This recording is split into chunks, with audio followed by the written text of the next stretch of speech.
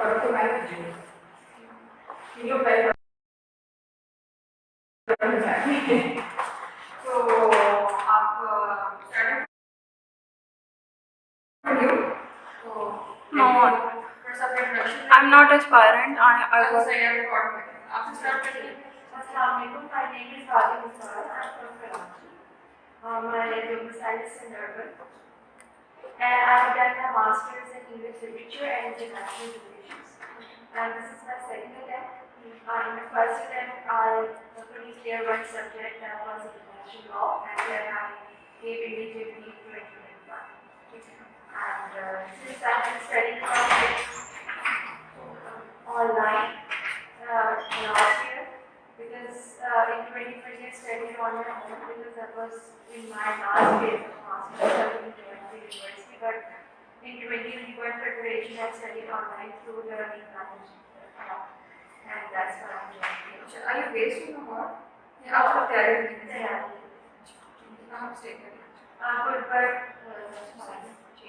Is it convenient for you? Yes. Yes, since मैंने tips ली है तो I'm comfortable doing that.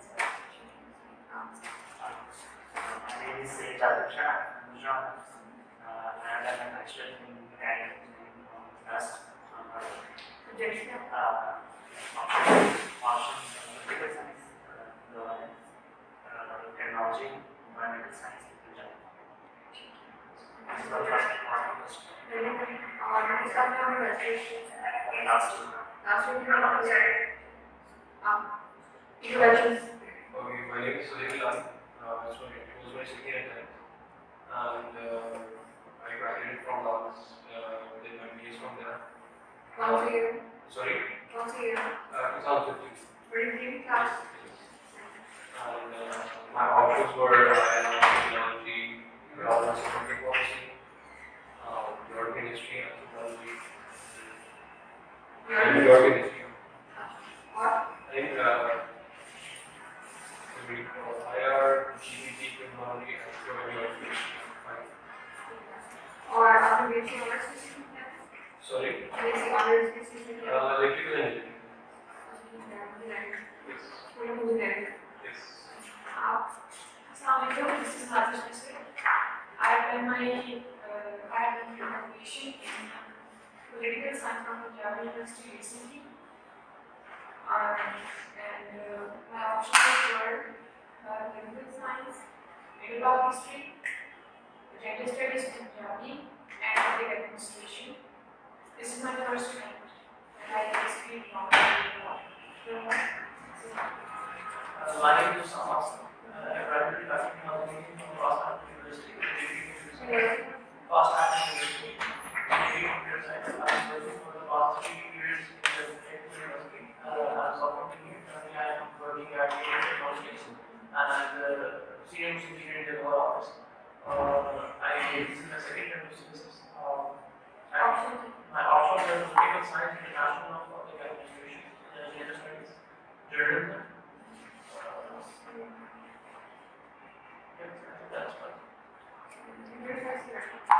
The reason that computer science can be a very dangerous subject in the sense that it's all about mathematical calculations and numbers questions. So if one step goes wrong, there's a lot of things that can go wrong. We generally engineers आपको कैसे engineers पढ़े हो आप engineers तो applied maths maths basic basically applied maths maths और accounting ये काफी difficult हो जाता है तो ये subjects आप पढ़ सकते हैं computer science में आप पढ़ सकते हैं Same is the maths का बहुत सारा फील्ड है हाँ तो आप काफी सारा maths पढ़ते हैं आप भी थोड़ा senior advice कर रहे थे कि आई जब एक sort of binary reading होती है Yeah, otherwise applied maths हाँ ये है इसीलिए मैंने तो नहीं पढ़ी थी क्लास में मेरा बैचलर्स नाम से और नाम से बट मैंने तो अगर माइनर जो है मैथ में था लेकिन कुछ सब्जेक्ट्स नहीं पढ़े उतना है सिर्फ बीटेक की मैथ पढ़ी थी उसके बाद आप किस क्लास से थी 2011 आप I'm Yasin Sain. I did my PhD from Rajasthan University. And I graduated. अभी कहाँ से Graduation from the Philippines. अच्छा I'm living in the world and communication master किया जा रहा है. So this is my first attempt. My option was political science. Technology gender and Punjab. ठीक है, बिजनेस साइड रखा था, कैसे होगा? बिजनेस साइड में वापस रिलेटेड था, it is a very safe course. हाँ हाँ वो फाइनेंस के साथ हाँ, वो सेफ है कि मार्क्स के साथ आ जाता है, जब हम जाते रहते हैं यहाँ पे उनके लिए उसके वो बड़ा सेफ है, पेपर अच्छा हुआ तो फिर सही मार्क्स आते हैं। आप भी कैंडिडेट? मैनेजमेंट। अच्छा, अभी आपसे बात नहीं की है, मार्क्स लगा के आगे समझ नहीं सकते, आपको बस पहले चाहिए मार्क्स में, मार्क्स पहन के रखिए। अच्छा, सो कुछ पॉइंटर्स मैंने जो पॉइंट्स लिखे हैं वो आपसे शेयर कर लेती हूँ रिगार्डिंग जनरल रिलेटिव पूरा प्रोसेस के बारे में। लेकिन ये है कि during the course of this पूरा कोर्स अगर आपको ज्वाइन करना है और इस कोर्स में मुझे जो है डिफरेंट चीज़ें आएंगी जिसमें मेथोडोलॉजी टेस्टिंग की भी तैयारी कराएंगे आपको, उसके लिए स्पेशलिस्ट भी हैं इनके पास, उसके अलावा जो है आपको मॉक इंटरव्यूज भी होंगे, सो वो प्रिपरेशन भी होंगी आपकी, तो वो कॉम्प्रिहेंसिव कमांड टास्क वगैरह हर चीज़ जो है यहाँ पे यूज कवर कराएंगे। लेकिन मेरा सेक्शन जो है मैं आई एम ओनली एडवाइजर है, मैं I am not a faculty member as such, इसलिए फैकल्टी के लिए एडवाइजर के हैं। तो मेरा जो है मेन फोकस ये होता है कैंडिडेट्स को थोड़े से इस तरह के पॉइंट्स दिए जाएं कि उनके इसमें ओवरऑल वैल्यूएशन हो। सो मेरे points are not really related कि मैं कोर्स के अंदर क्या होगा या व्हाट यू एक्सपेक्ट, लेकिन मेरे ये होगा कि आपको एज अ कैंडिडेट किस तरह से जो है वो चीज़ के इंटरव्यू क्या एक्सपेक्ट करना चाहिए, किस तरह से बिहेव करना चाहिए। पहला पॉइंट इसमें ये है कि आप लोगों ने जो है ज़्यादा रिगरस प्रोसेस था उसको बहुत मिल गया, ठीक है, जो रिटर्न है it is the most rigorous, मतलब उसमें जो लिखना होता है जब भी आपको नर्व टेस्टिंग होती है सारा कुछ होता है वो उससे ज़्यादा मुश्किल तो ये चीज़ नहीं है, तो ये तो that is the good part. दूसरी बात ये है कि आप जहाँ से भी प्रिपरेशन करें, आप यहाँ से भी करते हैं किसी और गाइडेंस से करते हैं, कहीं पे भी जाके आपको किसी एक रूल को सीरियसली लेना, तो you have a certain personality, you have a certain personality, be yourself throughout the process, don't change yourself. थोड़ा सा अपने अंदर माइनर ट्रिक्स करें, थोड़ी सी इम्प्रूवमेंट करें, टिप्स वगैरह जो आपको यहाँ पर दी जाती हैं उनको अपनाएं, सारा उनको अप्लाई करें, सारा कुछ करें, बट ये just be yourself, be confident. ये नहीं सोचना है कि मैंने बहुत चीज़ें पढ़नी है, मैंने बहुत किताबें पढ़नी है, मैं इतनी किताबें पढ़ लूँगा या पढ़ूँगी तो मेरा इंटरव्यू बड़ा अच्छा होगा, that is not the way.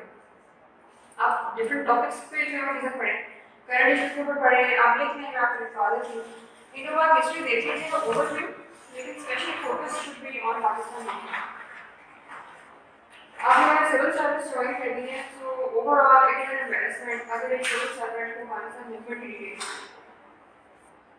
Specially starting from 1857 to 1947, आप पहले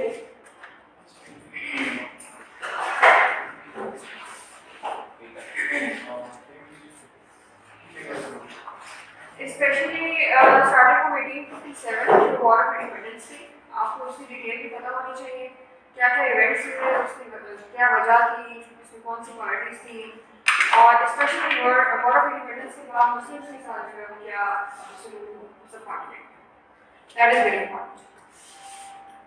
और ओवरऑल स्कीम ऑफ थिंग्स के अंदर वॉर ऑफ इंडिपेंडेंस की रेलेवेंस क्या है, उसके बाद सब्सिक्वेंट इवेंट्स होते हैं जिसके अंदर creation of Indian national Congress भी आ जाता है, फिर उसके अंदर आप जो है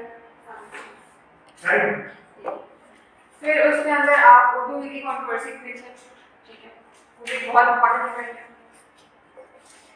उसके बाद पार्टीशन ऑफ बंगाल देखते हैं, फिर क्रिएशन ऑफ मुस्लिम लीग देखते हैं, फिर किस तरह से कायदे आज़म ने जो है मुस्लिम लीग ज्वाइन की, और फिर आगे क्या इवेंट्स हुए, और एक बहुत इंपॉर्टेंट इवेंट कह लें या सीरीज ऑफ इवेंट्स कह लें, कांग्रेस मिनिस्ट्रीज थी 1930, वो जो है that was the turning point, जिसके बाद पाकिस्तान की जो एक्चुअल पाकिस्तान मूवमेंट है वो जो है टेंशन शुरू हो जाती है।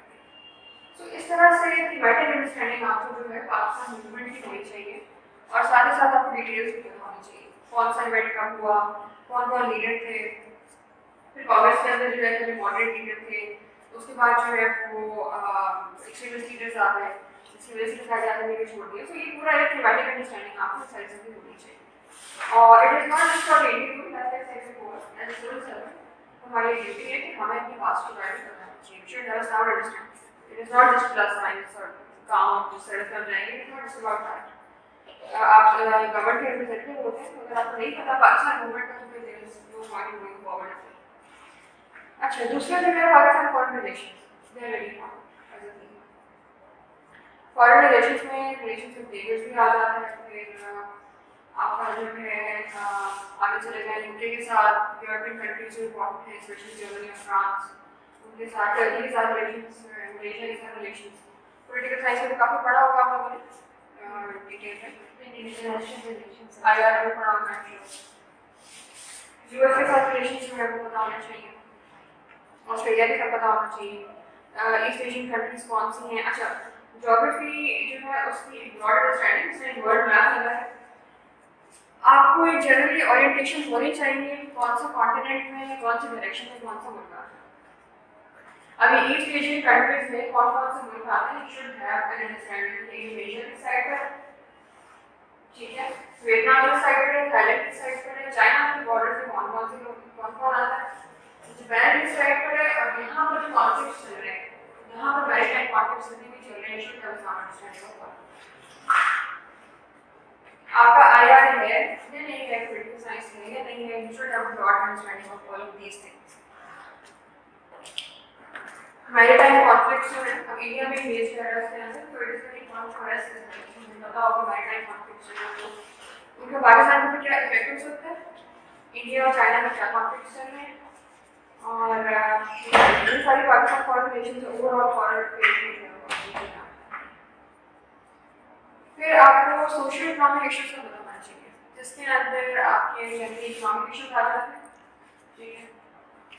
सोशल इकोनॉमिक साइड पर आपका education, health, agriculture, industry, service industry, service sector जो है सर्विस सेक्टर, आपको जो है जो इकोनॉमिक सर्वे पाकिस्तान की लेटेस्ट है उसका है। सोशल इकोनॉमिक इश्यूज में आता है एग्रीकल्चर, इंडस्ट्री, सॉरी वो इकोनॉमिक इश्यूज है। आप सोशल इकोनॉमिक में करेंगे एजुकेशन, हेल्थ, एग्रीकल्चर तो इकोनॉमिक में आ जाएगा, इंडस्ट्री भी इकोनॉमिक में आ जाएगा, सर्विस सेक्टर में भी आ जाएगा। इकोनॉमिक सर्वे ऑफ पाकिस्तान में है, उसका आपको ओवरव्यू होना चाहिए जो latest economic survey, important figures जिसके अंदर debt to GDP ratio, tax collection का ratio, tax to GDP ratio होता है, वो सारी चीजें। ये hopefully I will also conduct a lecture on all of these things, और ये सारी चीजें मैं आपको कोशिश करूंगी बैलेंस ऑफ पेमेंट्स क्या होते हैं, उनके प्राइसेस क्या होते हैं, आई विल ट्राई माय बेस्ट कि बहुत सिंपलीफाई करके इंजीनियर्स को भी समझ आ जाएगी, सोशल साइंस स्टूडेंट्स को भी समझ आ जाएगी।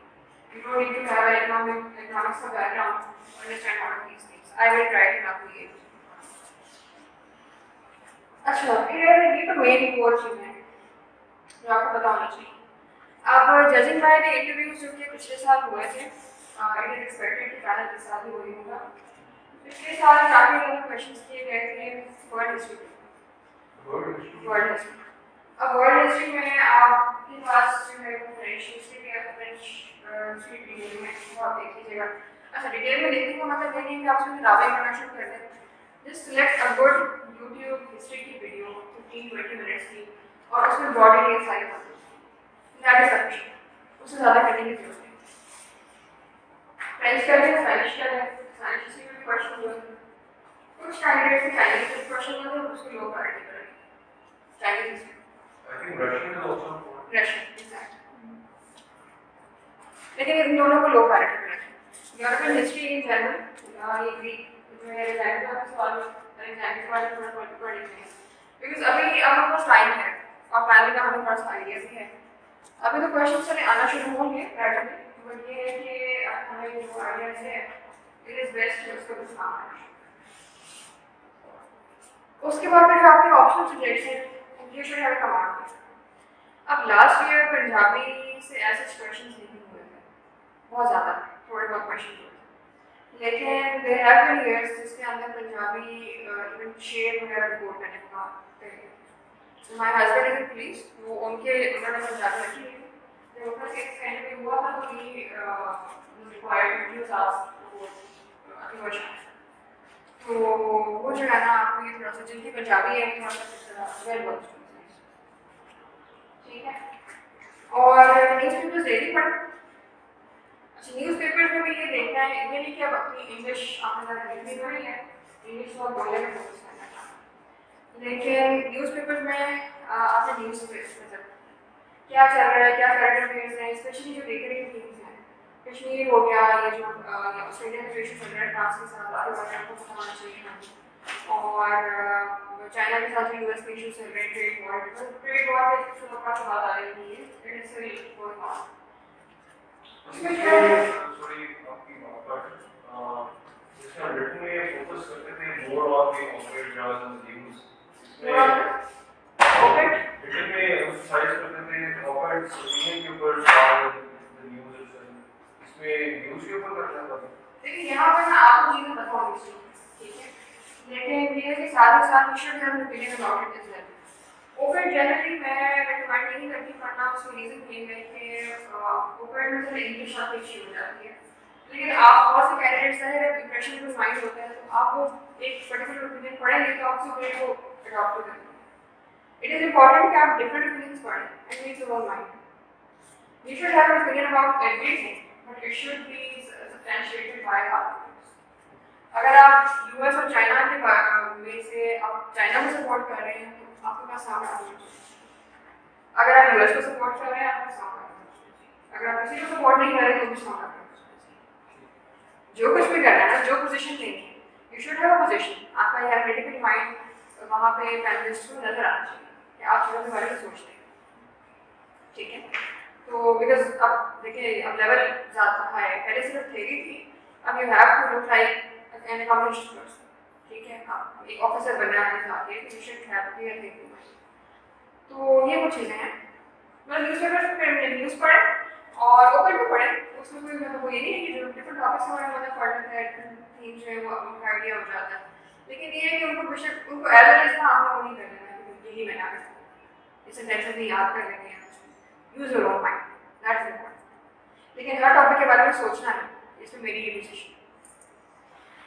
अच्छा, उसके अलावा ये कि in general practice English speaking skills, ये थोड़ा रेगुलर इंग्लिश बोलना शुरू करना है ऑब्वियसली। इंटरव्यू के अंदर स्पीक पोलाइटली, ठीक है, और स्पीक पोलाइटली बट कॉन्फिडेंटली, ये बहुत इम्पोर्टेंट। कॉन्फिडेंस के साथ जो है आपने बातचीत करनी है, और जो भी आप बात करेंगे be sure about it. Don't look cocky, बहुत ओवर कॉन्फिडेंट नहीं शो करना खुद को, और ना ही ओवर कॉन्फिडेंट होना है, जस्ट बी हम्बल, ठीक है। Stay positive, stay humble overall, लेकिन ये है कि यू शुड बी कॉन्फिडेंट। अच्छा, फिर dress is very important. Dress जो है फॉर मेल्स आप लोग ध्यान में रखिएगा कि आपने सूट पहना है ऑब्वियसली, ठीक है। Those who have a beard, वो तो देयर बियर्ड शुड बी जो शेव करते हैं, नहीं शेव है बेसिकली प्रॉपर्ली शेव, तेरा शेव करो। अच्छा, सूट जो है ना प्रेफरेबली ब्लैक या navy blue, avoid brown, dark brown भी अवॉइड करें, लाइट ब्राउन भी अवॉइड करें, और ब्लैक या नेवी ब्लू कोशिश करें वाइट शर्ट पहने, और कोई डार्क कलर की जो light preferably navy blue black colour की होती है, ब्लू किसी ब्लू शेड में जाना। ब्लू एक ऐसा कलर है जो कि जब आप एग्जामिनेशन हॉल में एंटर होते हैं बहुत अच्छा इफेक्ट आता है, स्पेशली नेवी ब्लू। आप ओवरऑल भी अगर देखें नेवी ब्लू जो है वो आपको बहुत अच्छा इफेक्ट है, तो इस चीज़ का ध्यान रखें। आपके जो है जो मेल ड्रेसेस है उसके अंदर जो है आपके शूज़ जो है आपकी हाइट से मैच होने चाहिए, ठीक है, और शूज़ जो है वो उसकी ब्लैक एंड ब्राउन है, शूज एंड टाइज, नहीं sorry shoes and pant, tie तो आपका जो है वो डार्क कलर होना चाहिए, brown shoes and brown belt होगी, और black shoes and black belt. और लेडीज़ के लिए जो है dresses should be elegant and graceful, ठीक है, बहुत ज़्यादा मेकअप नहीं करना, अवॉइड करना है, बहुत ज़्यादा एक्सेसरीज भी यूज़ करनी है। बाकी में एक सेशन हम जो है मैं तो लेडीज़ को भी करूँगी, जेंट्स को भी मैं आप लोगों को करेंगे, तो हम थोड़ा सा उसमें डिस्कस करेंगे, क्योंकि कुछ जनरल पॉइंटर्स हैं मेरी तरफ से। That is all about my part of the seminar. अगर आपके जहन में क्वेश्चन हैं तो प्लीज लेट मी नो। जो नए आए हैं उनके पास उनके रहने का सवाल क्या? हमने ज्वाइन नहीं किया तो इनको मैं जनरल वैसे बता रही थी, ओवरऑल टेक्स्ट सीरीज के अंदर जो है जो मुश्किल पार्ट है उसका गुजर है, ठीक है। अब आपने सिर्फ जो है ना, you just have to be yourself and you just have to be confident. जितनी चीज़ें पढ़ी हैं, जितनी ऑलरेडी आपने हिस्ट्री पढ़ी है, बाकी कॉन्सेप्ट्स वगैरह पढ़े हैं, सिर्फ फाइन ट्यून करना है। और जहन में रहना मतलब ये सोचना है कि उनको आगे एक्सप्रेस कैसे करें, दैट इज ऑल। कुछ मैंने टॉपिक्स बताए हैं, वो ऐसे नोट कर लीजिएगा। 210 कैटेगरी के लिए क्या चीज डिफरेंट होती है? लेकिन 210 जो है ना, मेरा तो वैसे बेस्ड एक्सपीरियंस है, मेरा जो मैंने किया था ये फर्स्ट टाइम मेरे 193 मार्क्स थे, सेकंड टाइम 203 थे, इस बार 187। So I did do very well, but मैं was not satisfied with my own marks. तो हाई स्कोरिंग इंटरव्यू जिनके इस बार हुए भी हैं तो मेरे बैच में हुए, लेकिन मोस्टली दोज पीपल जिनसे टोटल क्वेश्चंस किए जाते हैं। टोकन क्वेश्चंस में अब आपसे जो है ये पूछते हैं कि फॉर एग्जांपल मैंने अभी पूछना बताया कि मैप के ऊपर वियतनाम कहाँ पर है, मुझसे पूछेगा कि मैसेज बोलिए कहाँ पर है, इट्स आइदर राइट और wrong, you know it or you don't. So overall, it's mostly about how you carry yourself, how you dress up, how you speak, how you carry yourself, और आपके views कैसे हैं, balance है नहीं है, वो कोई वैसे सवाल भी पूछेंगे जिससे आपके views रिफ्लेक्ट हों, बट आपके views जो है वो बैलेंस होने चाहिए, एक्सट्रीम्स नहीं होने चाहिए। ये नहीं होना चाहिए कि हम मीडिया से जंग ही करते हैं, एक बैलेंस्ड अप्रोच होनी चाहिए, ठीक है। मतलब हमारी डिफेंसिव पॉलिसी है, that is fine, offensive policy नहीं होनी चाहिए, but we should be cautious, ठीक है। उसके अलावा ये कि we should continue to try कि हमारे रिलेशंस में इम्प्रूव हो, इकोनॉमिक साइड पर भी साथ जो है कम्युनिटी बैठ रही है उसको जो रिवाइव करना चाहिए, डिफरेंट प्लेटफॉर्म्स के ऊपर जो मीडिया के साथ हमें कोशिश करनी चाहिए, और हम तो करते रहते हैं कोशिश, India should also make an effort. I was having class on the psychological performance. There was a question that what is your weakness? So is it personal or? No, it is not personal. आप बोलेंगे you have to be careful.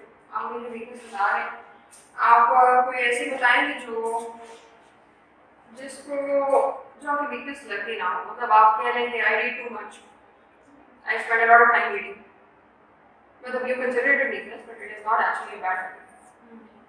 ठीक है, because you cannot start the day without reading the newspaper. थोड़ा सा mind apply करेंगे तो follow वगैरह देंगे आपको असेसमेंट जो भी होगा, और आप लोगों से मेरे साथ शेयर होती भी रहेगी जो कैंडिडेट्स को आएंगे इस्लामाबाद सबसे पहले आते हैं पेपर इतना स्टार्ट हो जाता है, तो you will have enough time कि आप सोच सकेंगे, पिछले साल वाले मेरे साथ शेयर हो जाएंगे। मैम लेटर्स कब तक रिसीव होते हैं? लेटर्स कब तक रिसीव होते हैं? लेटर्स तो आप लाहौर आपका अभी लाहौर सेंटर नहीं, सेंसर। अच्छा वो सेंटर पे डिपेंड करता है, लाइक अभी इस्लामाबाद में आपको लेटर्स आना शुरू होंगे क्योंकि उसमें मेरा कनेक्शन हो जाना साइकोलॉजिकल मेडिएट और लाहौर का तो उसके 10 डेज बाद, मतलब अगर आपका जो है अगले मंडे को है तो मोस्ट प्रॉब्ली आज से आपको लेटर मिलेगा, लेटेस्ट लेटर्स भेजते हैं वेबसाइट पे पोस्ट करते हैं। वेबसाइट पे भी करते हैं, लेटर भी आता है। अच्छा, और मैं ये पूछ रहा था कि देयर आर फ्यू सीनियर्स जो कहते हैं कि आपको कोई सी भी बुक्स पढ़नी होती है एक दो, क्योंकि आपको भूलना होता है कि these are my favorite books। हाँ अच्छा, ये फॉर वेरी लॉन्ग टाइम में क्वेश्चन आ रहा था, लेकिन पिछले साल ये क्वेश्चन नहीं, अभी डोंट रियली नो कि इस बार सवाल होगा कि नहीं, but it is good. This is for the interview or for नहीं, ये सारे क्वेश्चन परफॉर्मा में भी पूछते हैं, लेकिन परफॉर्मा इंटरव्यू पैनलिस्ट के पास भी होता है, तो इट इज बेस्ट कि आप लोग ये 3 बुक्स अपनी जो शॉर्टलिस्ट कर लें, लेकिन के बारे में फिर आप बातचीत भी कर सकते हैं, अगर आपसे सवाल हो उस ऑथर के बारे में सवाल उसमें सारा कुछ बताना चाहिए। मैम आप कोई सजेस्ट कर दो। नहीं, ये it is up to you, अगर आप हैरी पॉटर भी लिखते हैं हाँ, तो हाँ, मतलब मेरी फ्रेंड है 25 मेरी बैचलर है जो मेरा फर्स्ट अटेम्प्ट है उसमें, उसके मार्क्स थे आई थिंक 216 या समथिंग, फेवरेट बुक्स में उसने हैरी पॉटर लिखा और उसके बारे में एटलीस्ट 10 मिनट्स उससे डिस्कशन हो गई थी पैनल में on Harry Potter? On Harry Potter. She is a literature student, ठीक है, वो हैरी पॉटर के डिफरेंट डायमेंशंस को बात है, Harry Potter is not fiction, तो अगर आप पढ़े तो जिन्होंने पढ़ा है उसको और बार-बार पढ़ा है तो वो समझ सकते हैं it is not fiction, it is a life philosophy, और फिक्शन भी है और फन पार्ट भी है इसमें, लाइक सीरियस पार्ट भी है, सारा कुछ है, तो वो लिटरेरी एस्पेक्ट से इसको जो है देखा जा सकता है, तो वो सारी चीजें हैं। Even I did my master's dissertation on Harry Potter, ये देखो on the character of the तो आपको तो जरूर लिखना चाहिए, जरूर लिखना चाहिए किस तरह से कैरेक्टर की डेवलपमेंट उसमें होती है, वो सारा कुछ, वो it is a very comprehensive sort of subject, लेकिन जो भी लिखें you should be able to justify. and that the interview throughout is going to be in English or we can be bilingual? आपसे वो क्वेश्चन कोई ऐसा सवाल बीच में उर्दू में कर देते हैं तो फिर आप स्मार्ट है। तो जनरली जब हम प्राइवेट सेटअप में इंटरव्यू दे रहे थे तो उसके अंदर पीपल से कि चैनल साथ के जिस लैंग्वेज में आपसे सवाल किया गया किसी ने नहीं, यहाँ पर मीटिंग जो इंग्लिश में कैसे करेंगे और साइकोलॉजी का साइकोलॉजिकल में तो ज़्यादा वो क्वेश्चंस कर रहे होते हैं उर्दू में, जो साइकोलॉजिस्ट है ना, इंटरव्यू भी होगा आपका फाइनल इंटरव्यू, तो वो ज़्यादा क्वेश्चन उर्दू में करते हैं, you have to answer in English, आप थोड़ा इंग्लिश में, सिर्फ एक ग्रुप डिस्कशन होती है, हाँ ग्रुप डिस्कशन होती है जो उर्दू में होती है, बाकी एक्सटेंड कोर्स स्पीच है, आपके कमांड टास्क है, फिर बाकी सारी एक्टिविटीज सारी इंग्लिश में, इसलिए मैं कहती हूँ इंग्लिश बोलिए एक्सटेंड कोर्स स्पीच में कुछ भी नहीं होता है, आपको जो है वो सिर्फ एक देते हैं, एक पेपर से देंगे, उसके बाद आपका टॉपिक लिखना होगा, आपको 1.5 से 2 मिनट की वैलिडेशन ही एक देर में सोचना होगा और आपका सारा डिस्कस होगा 2 मिनट सोचना चाहिए। साइकोलॉजिकल इंटरव्यू का ओवर इम्पैक्ट क्या होता है? साइकोलॉजिकल जो है ना उसकी रिपोर्ट भी ओपन नहीं करती है, 100 मार्क्स में उसकी इवैल्यूएशन होती है, ठीक है, और साइकोलॉजिस्ट जो रिपोर्ट भेजते हैं वो फिर इंटरव्यू फाइनलिस्ट जो है उसको टास्क नहीं पड़ता है।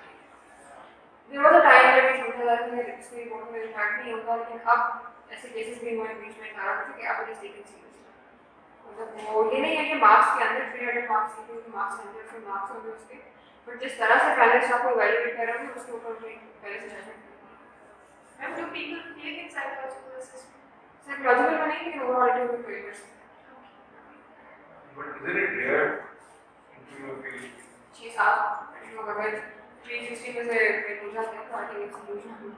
So, ma'am, what's the reason for people being easily to express themselves or they end up in a very controversial It could be anything. कोई controversial बात नहीं हो सकती है, किसी पैनलिस्ट के साथ मर्डर भी हो सकती है, आर्गुमेंट भी हो सकता है, और ये है कि साइकोलॉजिकल की भी कोई रिपोर्ट इस तरह की आ सकती है, कोई ग्रॉस अनोमली है और साइकोलॉजिस्ट ने इसको रिपोर्ट में मेंशन कर दिया, तो फिर वो इंटरव्यू में ज़्यादा लोग होने भी नहीं। and seats का idea है? नहीं है, it's only 200 का 180 पंजाब के लोग सही Female है, होगा वगैरह कुछ? उसमें इंक्लूडेड होगी, हाँ, तो maybe for I think 7.5% रहेगा, I'm not really sure, मुझे याद नहीं है, चेक कर लीजिएगा, सीट्स तो आ जाते हैं साथ में, लेकिन 70 सोचे नहीं, फिर सीट्स नहीं होगा मतलब वो सीट्स प्रेफरेंस देने के बाद मतलब वो अनाउंस इस तरह से होती है कि एस्टैब्लिशमेंट डिवीजन जो है वो एफपीएससी को भेजता है, इतनी सीट्स अवेलेबल है और मेरिट के हिसाब से देते हैं। पंजाब वाले में वो उनका सबसे ज़्यादा मुश्किल होता है, बिकॉज जो बाकी प्रोविंसेस में अपनी सीट्स कैरी फॉरवर्ड भी हो रही है, मतलब मुश्किल है इट्स नॉट सीरियसली पूरी challenging because very, but Punjab में इतने लोग Ma'am, group selection can you give an idea कि किस तरह से हमें ग्रुप सिलेक्शन जो है मोस्टली आपकी प्रेफरेंस से होता है, सारे सर्विस ग्रुप्स जो है 12-12 जो है अच्छे हैं, ठीक है, मतलब अगर आप बेहतर सबसे ये है कि आप हर सर्विस ग्रुप के बारे में एक बार डिटेल में पढ़ें, ठीक है, और फिर डिसाइड करें। पीएस फाइनल एडमिनिस्ट्रेटिव सर्विस वो उसका डीएमजी था, वो एक किसान सर्विस नहीं है, आपको फाइनेंशियल काम इसके अंदर या पुलिस जो है डिफाइंड काम उस तरह से नहीं, इट इज जनरल, आपको फील्ड का एक्सपीरियंस भी होगा, आपको सेक्रेटरी का एक्सपीरियंस भी होगा और डिफरेंट डिपार्टमेंट्स में नेचर ऑफ वर्क चेंज है। पुलिस जो है वो लॉ ऑर्डर खोल सकते हैं, वो जहाँ भी लाइन होती है डीलिंग होगा, कम पोस्टिंग में स्टाफ पोस्टिंग में ऑफिस की पोस्टिंग बड़ी कम है। फिर आ जाता है फॉरेन सर्विस, ठीक है, फॉरेन सर्विस में जो है वो यहाँ पर 1000 सर्विस पोस्टिंग होगी जो फॉरेन ऑफिस के अंदर होती है, बहुत कम लोग होते हैं जिनको जो हेड ऑफ सब ऑफिस में वार्ड में जो पोस्ट करते हैं, बट डायरेक्ट है, उसके अलावा 6 साल 3 साल के लिए बाहर जाता है, ठीक है। उसके बाद आ जाता है आईआरएस, इंडियन रेवेन्यू सर्विस, को एफपीआर का अंडर आता है, ठीक है, इनको रेवेन्यू सर्विस टैक्सेशन से डील करते हैं, इनकम टैक्स, सेल्स टैक्स और फैक्ट्री सेल ड्यूटी, ये 3 टैक्सेस हैं जो कलेक्ट करना है, और इनका भी नेचर ऑफ वर्क जो है मेनली टैक्स कलेक्शन का है, ठीक है। उसके अलावा ये है कि डिफरेंट पोस्टिंग और होती है, हेडक्वार्टर की पोस्टिंग हो जाती है, एग्जाम हेडक्वार्टर से है, और वहाँ पे जो है ऑफिस जॉब होती है, नेचर ऑफ वर्क जो है वहाँ पे फील्ड में जो है वो टैक्स कलेक्शन होती है।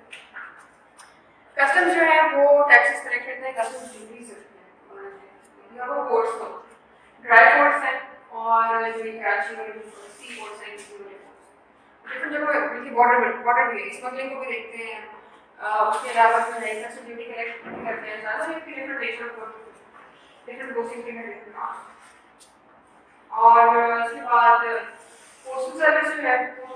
पोस्ट से किसी न किसी का हेल्प किसी न किसी लेवल पे जरूर जो है वो हेल्प से खाना पड़ा। तो ये पोस्टल सर्विस है और एडमिनिस्ट्रेशन देखनी होगी कि पोस्ट जो है इफेक्टिवली कम्युनिकेशन से हम करते हैं। रेलवे जो है that is all about railways, ठीक है। वहाँ पे भी नेचर ऑफ वर्क जो है वो फील्ड भी है, ऑफिस भी है, फिर हेडक्वार्टर्स भी है, मिनिस्ट्री भी है, तो मिक्स होता रहता है। But mainly it is all about railways. जो रेलवे का स्ट्रक्चर है नेटवर्क पूरे पाकिस्तान में वो उस तरह से है, ठीक है।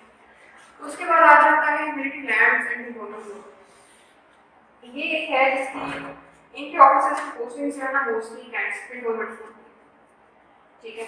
कैंटोनमेंट्स में म्यूनिसिपल काम जिस तरह से होता है, वेस्ट मैनेजमेंट हो गया, डेवलपमेंट के काम हो गए, रोड्स वगैरह, हॉर्टिकल्चर वगैरह, ऐसी सभी सारी चीज़ें, ये सारी चीज़ें ऐसे ही है। और इनके परसेंटेज बेहतर होता है काफ़ी बाकी सर्विसेज से, इसलिए आर्मी के साथ एंगेज होते हैं। तो आर्मी क्लब वगैरह उठना बैठना वो सारी चीज़ें, इसमें थोड़ा सा मसला ये है कि 1920 में जाके उनको प्रमोशन की शुरू होती है। देयर हैव बीन पीपल जो गाइस कर गए हैं यहाँ पे दैट इज वेरी थोड़ा काम। अगर उसमें सीजी में लेफ्टल मूवमेंट के चांसेस होते हैं कोई या किसी दूसरी सर्विस पे वो हर सर्विस में रेपुटेशन पे तो हर सर्विस में चांस। तो इफ यू लाइक आप टीम में अगर फिर आप रेपुटेशन लेके हो चलेगा तो आपकी हो जाती है, मतलब लेवल एंट्री नहीं होती, वो 3 साल या 5 साल रेपुटेशन के बाद अब डिपार्टमेंट में अपनी सर्विस नहीं दे सकते। नहीं तो उससे आप ग्रेड पे प्राप्त नहीं कर सकते। नहीं reputation is allowed, reputation is big, so कोई इशू नहीं। नहीं मैं ये पूछ रहा हूँ कि आपके लिए कि देयर इज सीलिंग नहीं देयर इज नॉट, नहीं सीलिंग नहीं है, वो ये है कि ऊपर जाके सीट्स कम होता है। ओके मतलब फॉर एग्जांपल अगर 10 ऑफिसर हैं और एक सीट अवेलेबल है तो कितने लोग प्रमोट होंगे, एक बंदा नहीं। ठीक है प्रमोशन हमेशा सीट्स की बेसिस पे होती है। अगर आप 17 में या 18 में प्रमोट होना है 50 लोगों का बैच है बट 30 सीट्स अवेलेबल है, 30 लोग। एक my point was कि let's say if there is dearth of seats within your own domain नहीं किसी और सर्विस में जाके प्रमोट नहीं होता, actually वही स्टार्ट है। मैम सैलरी डिफरेंस होती है? सैलरी डिफरेंस थोड़ा सा डिफरेंस होगा, ज़्यादा नहीं होगा। मुझे एमएलसी का एग्जैक्ट स्ट्रक्चर नहीं पता सैलरी का, बट ये कि इसमें एफपीआर में एक्स्ट्रा अलाउंस भी है, एफपीआर इंसेंटिव भी है, एक अलाउंस में रहता मिलता है, थोड़ी सी सैलरी ज़्यादा होती है। इस तरह बाकी सर्विस में भी कहीं ना कहीं हार्ड एरिया अलाउंस है, कहीं और अलाउंस है, तो आपके अलाउंस पर आपकी सर्विस पे डिपेंड है। बाकी जो है ओएमजी है, ओएमजी मोस्टली ऑफिस मैनेजमेंट जो है वो syndicated base federal secretary Pakistan में सिंडिकेटेड जो है it is based there. OMG mostly वही बड़ी पोस्टिंग होती है उनकी, बहुत कम चांसेस होते हैं कि फेडरल गवर्नमेंट जो है वो बाकी शहरों को करने की कोशिश करनी पड़ती है, वो मोस्टली इस्लामाबाद बेस्ड होकर रहता है।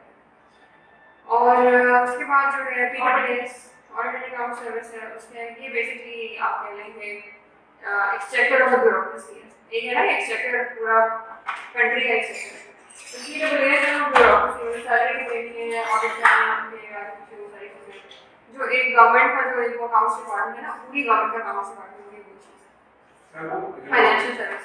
ये जो ये इसको गवर्नमेंट ऑडिट वो करता है आई थिंक पूरे सिर्फ ब्यूरोक्रेसी के नहीं ये गवर्नमेंट एंटिटीज करते हैं, ऑडिट बोर्ड का करते हैं, बाकी अकाउंट्स को उन्हीं के देख रहे होते हैं, पेमेंट्स को उन्हीं के देख रहे होते हैं, कितना बजट आ रहा है, किसको कितना देना है, सारा कुछ करना है।